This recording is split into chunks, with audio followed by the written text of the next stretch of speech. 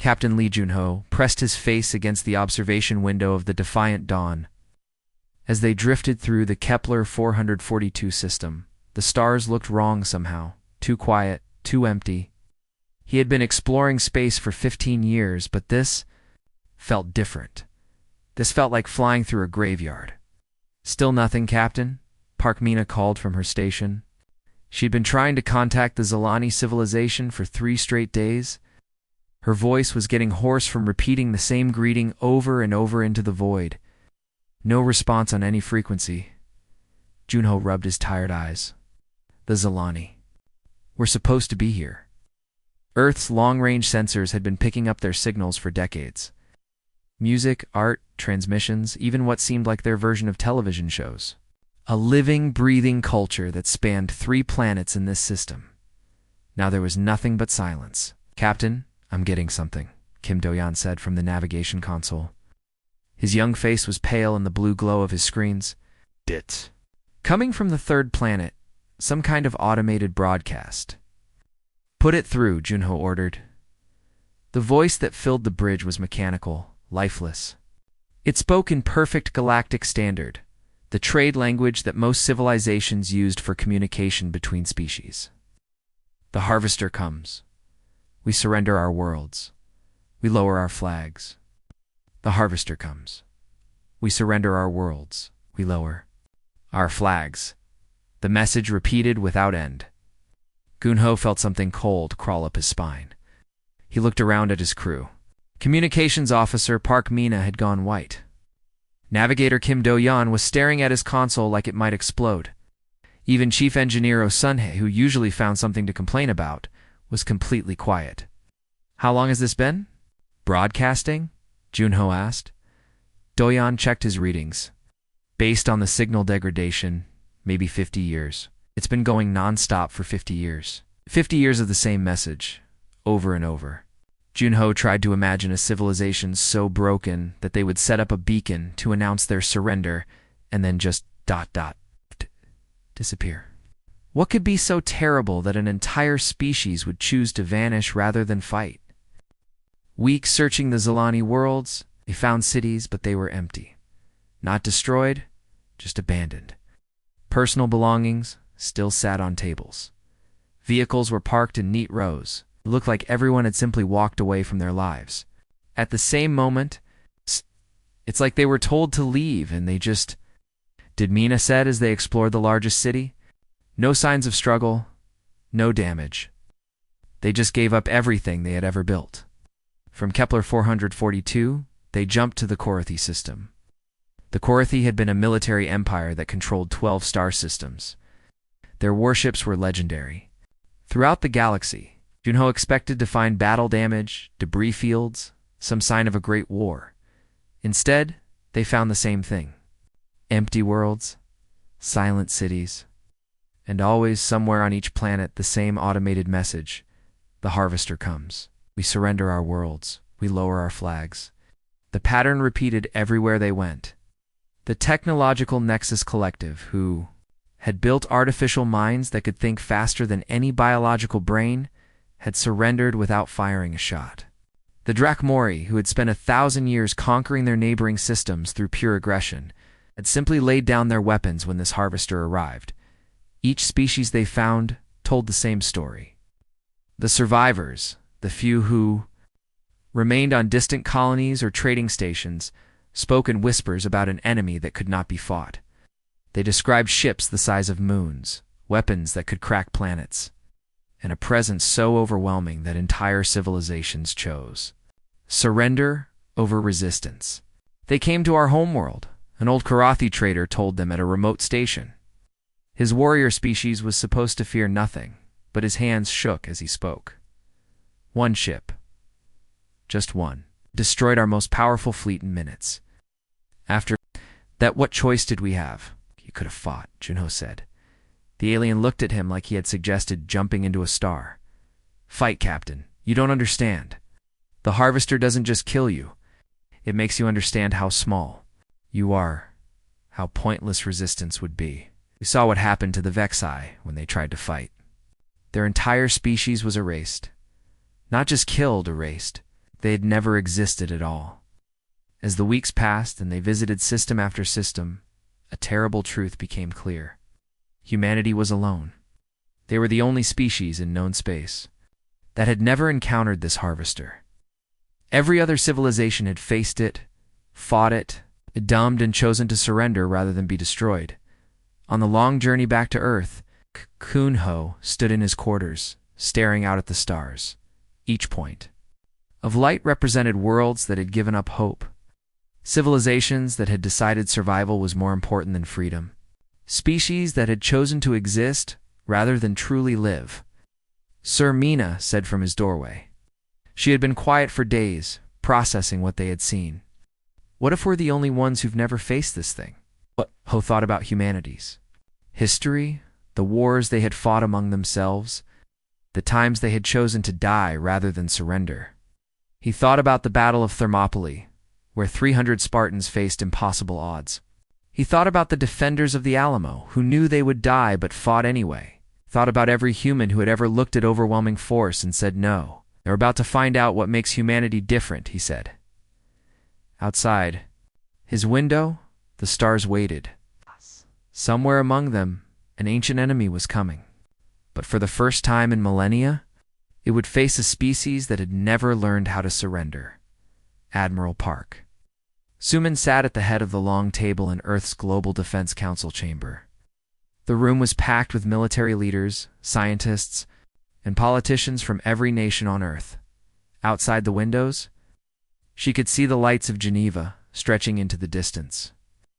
But her mind was focused on the holographic displays floating above the table. Each display showed a different star system. Each one told the same terrible story.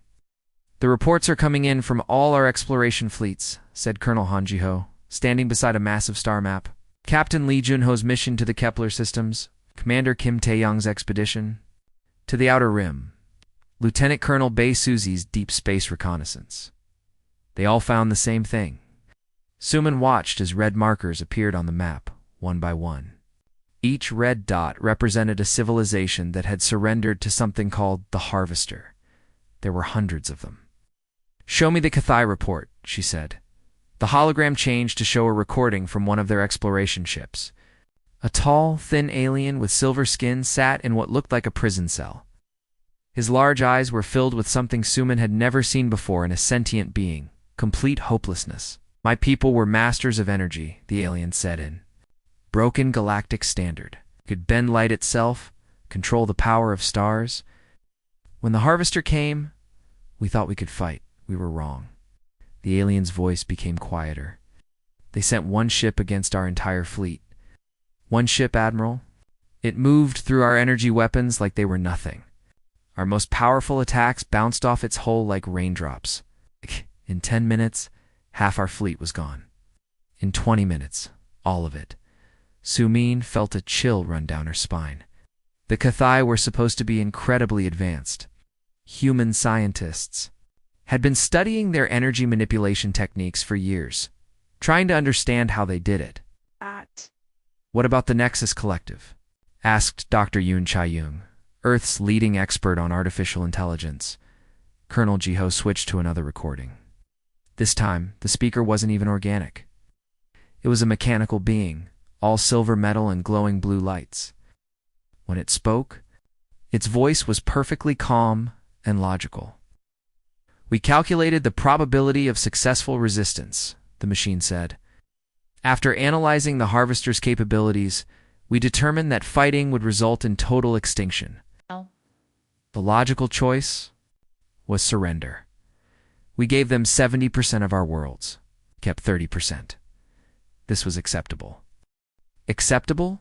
Dr. Chae-young said, her voice rising. "They gave up 70% of their territory without even trying to fight." The machine in the recording tilted its head slightly.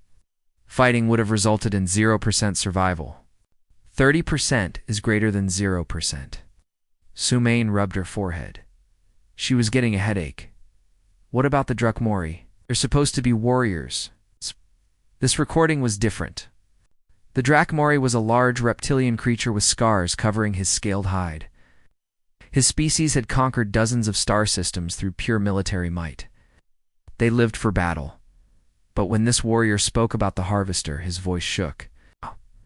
"We. Ardrak Mori," he said, hitting his chest with a clawed fist. "We have never known defeat. For 1,000 years we conquered every enemy we faced. We thought nothing in the universe could match our strength." The alien paused, his yellow eyes staring at nothing. "The Harvester scouts came to our homeworld. 3 ships. Just 3 ships against our entire defense fleet. We had 500 warships, Admiral. The pride of our military. Ships that had never lost a battle. What happened?" a human interviewer asked. "They destroyed all 500 ships in less than an hour, not damaged them. Destroyed them completely. Then they sent us a message. Surrender 70% of our worlds, or they would send their main fleet to erase us entirely." The Drakmori warrior looked directly into the camera. "Admiral, we have faced extinction before. We have fought enemies that wanted to kill us all. But this was different. The Harvester doesn't just want to kill you. I want you to know that. Killing you would be easy, but your entire civilization means nothing to it." The recording ended.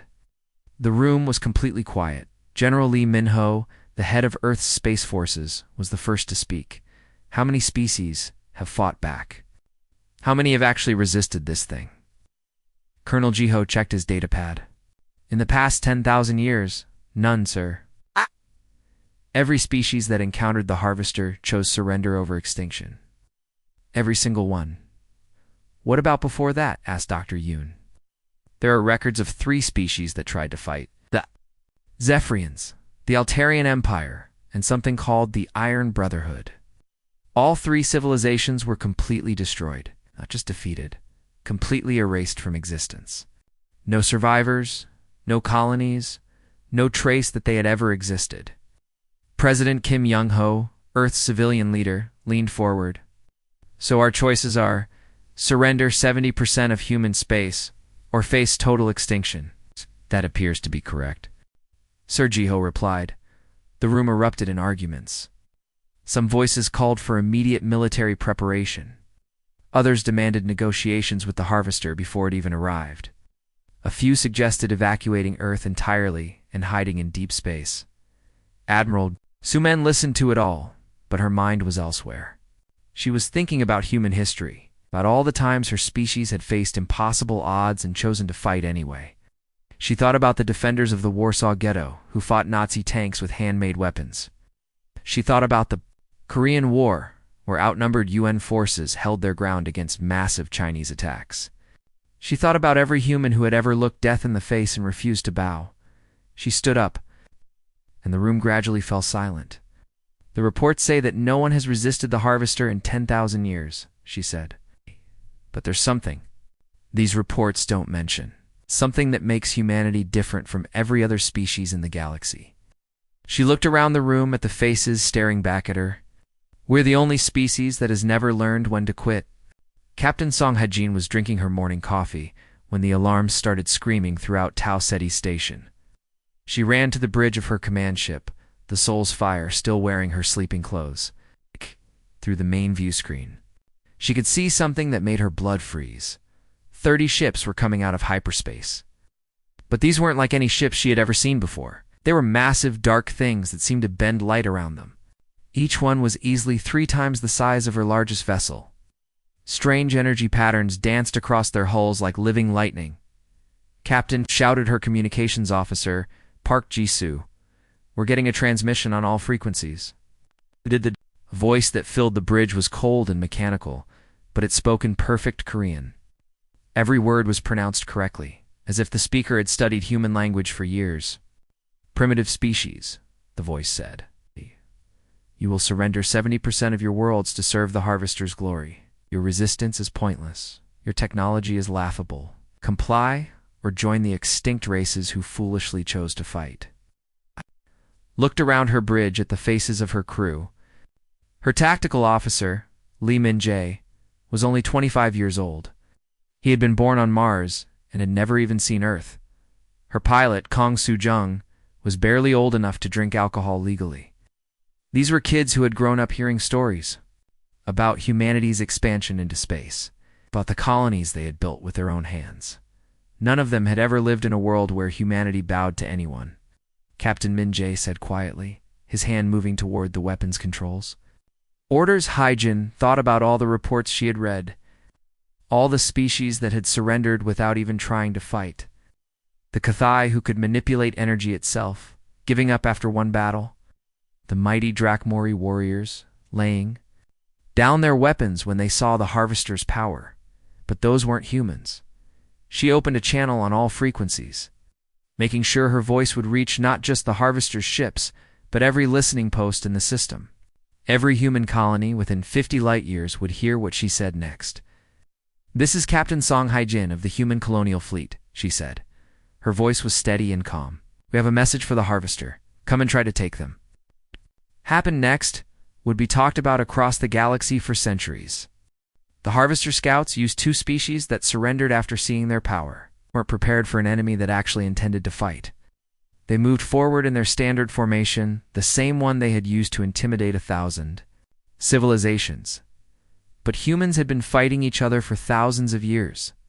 They knew things about warfare that peaceful species had never needed to learn. "Sujung, take us straight at their center," Haijin ordered. "Full speed." "Captain, that's suicide," Minjay protested. "No," Haijin said with a smile that would have scared a Drakmori warrior. "That's human." The Soul's fire shot forward like a missile, directly toward the largest Harvester ship. The alien vessels fired their energy weapons, beams that could slice through asteroids. But Sujung was flying like a woman possessed, spinning and diving in patterns that made no logical sense. "They can't track us!" she shouted over the noise of alarms. "Their targeting systems are designed for straight-line approaches. They don't know how to hit something that's flying crazy." Around them, the other human ships were doing things that no military academy would ever teach. Captain Kim Dong-yoon of the cargo hauler Busan Pride had stuffed his ship's hold with explosive materials and was using it as a giant bomb. Commander Lee Ju-woo was flying her tiny patrol craft between the legs of a massive Harvester ship, firing at what looked like sensor arrays. But the craziest thing was what happened when human ships started taking damage. When the freighter Asterisk Daegu Runner Asterisk lost its engines and was about to be destroyed, Captain Park Seonghwa didn't abandon ship. Instead, he aimed his dead vessel directly at a Harvester scout and used the last of his maneuvering thrusters to ram it. The collision destroyed both ships in a ball of fire that lit up the entire system. Did he just ... Minjay stared at the explosion. "Yeah," Haijin said. "He did. It was something the Harvester had never seen before. In 10,000 years of conquest, they had never faced an enemy that would destroy their own ships to take out the enemy.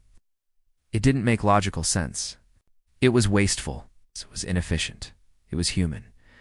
The battle lasted 6 hours. Human ships that should have been destroyed kept fighting with half their systems offline. Pilots who should have ejected instead flew their damaged vessels into enemy formations.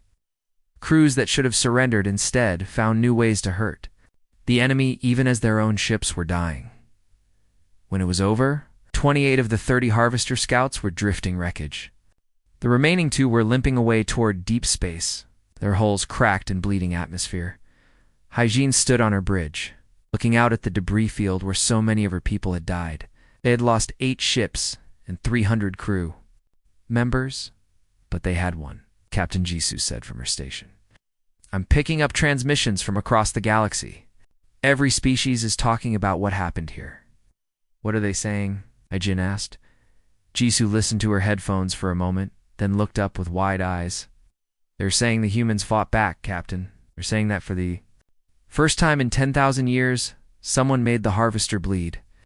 Commander Choi Shung-ho crouched behind the twisted remains of what used to be a school building in New Busan Colony. Above him, the sky was black with Harvester ships. Their massive hulls blocked out the sun, casting the entire planet into an artificial night that had lasted for 3 days. Sir Sergeant Bae Yuna crawled up beside him, her combat armor smoking from plasma burns. "The last transport just cleared the atmosphere. All civilians are off-planet." Sung-ho nodded and checked his watch. In exactly 10 minutes, the orbital defense mines they had hidden in the asteroid belt would activate. The Harvester fleet thought they were safe, hovering above the planet like vultures. They were about to learn that humans never gave up ground without leaving presence behind. For 8 months, humanity had been fighting a war that no other species understood. When the main Harvester fleet arrived after the destruction of their scouts, they expected to find a broken enemy ready to surrender. Dead. They found humans who had spent those months preparing for the fight of their lives. The war had been unlike anything the galaxy had ever seen. Humans didn't fight fair. They didn't follow the accepted rules of galactic warfare. When the Harvester destroyed the orbital stations around Mars, humans strapped engines to asteroids and launched them like bullets at enemy ships. When there, space fleets were outnumbered. They hid inside the coronas of stars and ambushed Harvester vessels with ships that glowed white-hot from the stellar heat. "Command, this is Ground Team 7, Yuna spoke into her communicator. New Busan is clear. Beginning final phase. Even now, retreating from a planet they could no longer hold, humans were preparing one last surprise. Hidden throughout the colony were bombs, traps, and automated weapons that would activate the moment Harvester ground forces landed. It was something the ancient enemy couldn't understand. Why would a species spend resources on revenge when they should be focused on survival? The answer was simple. Because they were human. Across the galaxy, something incredible was happening.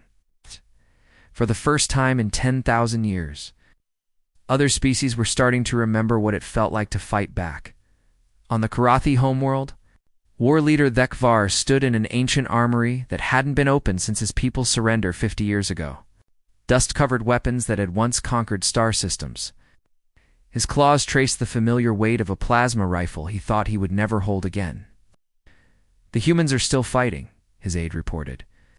"Intelligence says they've held every world the Harvester has attacked. Not one human colony has surrendered." Thekvar felt something he hadn't experienced in decades. Shame. His people were warriors. They had built an empire through strength and courage. But when the Harvester came, they had laid down their weapons. "After a single defeat, ready the fleet?" he said quietly. "Sir, you heard me. The humans are showing the galaxy what we forgot. It's time to remember what it means to be Korathi." On the artificial world of Nexus Prime, the mechanical collective that called itself the Overmind was performing calculations it hadn't run in centuries. Probability matrices for military engagement, success rates for resistance movements, risk assessments for rebellion. The results kept coming back with the same impossible conclusion. The humans were winning, not just surviving. Winning. "This does not compute," the Overmind said to itself. Probability of successful resistance against the Harvester, 0%. Yet human resistance continues.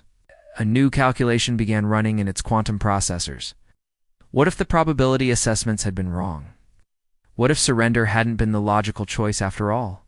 For the first time in 50 years, Nexus war machines began powering up their weapons. Dr. Jang Wusung stood on the bridge of the human command ship Inchin's Revenge, watching reports flow in from across human space. Every screen showed the same thing: humans fighting, dying, and refusing to give up. The colony on Kepler 438b had held for 6 days against a full Harvester, assault before finally falling. But even as the planet was being overrun, the colonists had activated a nuclear self-destruct that took out 3 enemy capital ships. The mining station at Wolf 359 had converted their industrial equipment into weapons and was somehow holding off a siege that should have ended in ours. The agricultural world of New Jeju had turned their farming robots into an army and was using crop dusters as fighter aircraft. "Sir," his communications officer, Lieutenant Park Chae-won, looked up from her console with wide eyes. "The enemy is requesting negotiations." Wusong almost laughed. The Harvester, the ancient terror that had conquered 1,000 civilizations, wanted to talk. After 8 months of losing ships to human desperation, they were ready to negotiate. "What are their terms?" he asked. "They're offering to reduce the tribute demand to 50% of human worlds instead of 70%. The bridge fell. Silent. Every officer turned to look at Wusung. waiting for his response. He thought about all the humans who had died in the past 8 months. Pilots who had flown their ships into enemy vessels, soldiers who had held impossible positions, civilians who had chosen to fight rather than evacuate. He thought about Captain Song Hye-jin at Tau Ceti, who had looked at impossible odds and decided to fight anyway. He thought about Commander Choi Sung-ho, still down on New Busan, preparing to make the Harvester pay for every meter of ground they took. "Send them a message," Woo-sung said. "Tell them to surrender unconditionally or we'll show them what total war really means." Lieutenant Park stared at him. "Sir, did you say surrender? We're telling the Harvester to surrender to us?" Smiled. Outside the view screen, human ships were already moving to their next defensive position, ready for another battle they probably couldn't win, but would fight anyway. "That's exactly what I said, Lieutenant. It's time the Harvester learned what happens when you pick a fight with the one species in the galaxy that doesn't know how to quit." Admiral Park. Suman stood on the bridge of Earth's command station, watching the end of everything she had ever loved. The Harvester's core fleet filled the space around Earth like a dark cloud, their massive ships stretching from the moon's orbit all the way to Mars. She had never seen so many enemy vessels in one place. "Status report," she said, trying to keep her voice steady. Commander Lim Kung-soo looked up from his tactical display, his face grim. "We have 37 ships left in the home fleet, Admiral. They have over 2,000. Our orbital defense platforms are down to 12% power. The Luna base is completely destroyed." Suman nodded. After 18 months of fighting across human space, this was where it would end. Earth, humanity's birth world, surrounded by an enemy that had never known defeat. Every human colony that could send ships had already been destroyed or was fighting for survival elsewhere. This was all that remained of humanity's military might. "Sir," called out Lieutenant Song Min-ji from the communications station. "The Harvester flagship is transmitting." The voice that filled the bridge was different from the mechanical tones they had heard before. This one sounded ancient, tired, almost bored. "Humans," it said in perfect Korean. "You have caused us more trouble than any species in 10,000 years. But this ends now. Surrender. And we will allow your species to continue existing on 10% of your worlds. Fuse. And we will erase you completely, just as we did to the others who chose extinction over submission." Suman looked around at her crew. These were the same people who had been with her since the beginning of the war. Young officers who had grown up dreaming of exploring the stars, now facing the extinction of their entire species. Admiral Commander Kung-soo said quietly, "What are your orders?" Before she could answer, Lieutenant Minji's console started beeping frantically. "Admiral, I'm detecting massive hyperspace signatures. Something big is coming out of jump space." Main view screen changed to show long-range sensors. Suman felt her heart stop. Ships were emerging from hyperspace all around the solar system. Dozens of them. Then hundreds. Then thousands. But these weren't Harvester vessels. Admiral Minji's voice was shaking with excitement. "Those are Korathi battle cruisers and Drakmori assault ships. I'm seeing Zilani carriers, Nexus War platforms. Even some species I don't recognize." Through her view screen, Suman watched the impossible happen. Species that had surrendered to the Harvester decades ago were returning to fight. Ships that hadn't fired their weapons in 50 years were powering up their ancient guns. Transmission came through on all channels. The voice belonged to Thek Far, the Korathi war leader. "Humans of Earth," he said, his warrior's voice carrying across space. "They've shown us what we forgot. You reminded us that some things are worth dying for. Today we fight together." Another voice joined in, mechanical and precise. It was the Nexus Overmind. "Probability of human survival without assistance, 0%. Probability of successful. Resistance with combined forces, acceptable. The Nexus Collective chooses to fight." More voices joined the transmission. The musical tones of the Zilani. The growling speech of the Drakmori. Dozens of species, all saying the same thing. They were here to fight. Captain Osunhai, commanding the heavy cruiser Soul's Pride, opened a channel that reached every ship in the system, human and alien alike. "This is humanity," she said, her voice carrying the pride of a species that had never learned to quit. We never learned how to surrender. Today, we teach the galaxy how to win. What followed was the largest space battle in galactic history. The Harvester fleet, its two fighting scared, defeated enemies, suddenly found themselves facing something they had never encountered before: Hope Karathi warships that had been mothballed. For half a century tore into Harvester formations with weapons powered by pure rage. Drachmori assault craft, flown by warriors who remembered their ancestors' honor, attacked with a savagery that made even the ancient enemies step back. The mechanical Nexus fleet fought with perfect coordination. Their artificial minds finally turned toward war instead of submission. Zilani carriers launched swarms of fighters that danced through enemy fire like living music. But it was the humans who led the charge. Captain Kim Taeon of the destroyer Gwangu's Fire flew his damaged ship directly into a Harvester dreadnought, detonating his reactor in a blast that lit up half the solar system. Commander Lee Soyan used her patrol boat as a missile, punching through enemy shields to deliver a nuclear warhead to a command ship's bridge. The battle lasted 18 hours. Ships died by the hundreds on both sides, but something had changed. In the galaxy, species that had forgotten how to fight were remembering. Civilizations that had accepted defeat were choosing victory. Finally, surrounded by the wreckage of his fleet, the Harvester's ancient commander faced something he had never experienced: defeat.